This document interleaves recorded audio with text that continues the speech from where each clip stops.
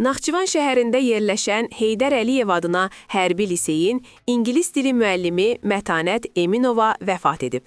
Sfera.az-ın məlumatına görə, bu barədə Yeni Sabah onun yaxınları bildiriblər.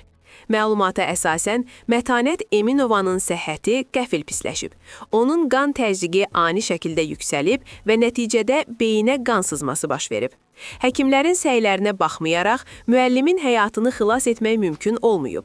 Mərhumun vəfatı təhsil ictimaiyyətində, xüsusilə də çalışdığı kollektivdə böyük kədər hissi ilə qarşılanıb. Onu tanıyanlar Mətanət Eminovanı peşəkar, mehriban və fədakar müəllim kimi xatırlayırlar. Allah rəhmət eləsin. Sizcə, bu cür qəfil ölümlərin qarşısını almaq üçün mütəmadi tibbi yoxlamalar məcburi olmalıdırmı? Fikrinizi şərhlərdə yazın. Belə mühüm və aktual xəbərlərdən vaxtında xəbərdar olmaq üçün Xəbərdən Xəbərə kanalına abunə olun, videonu bəyənin və paylaşmağı unutmayın.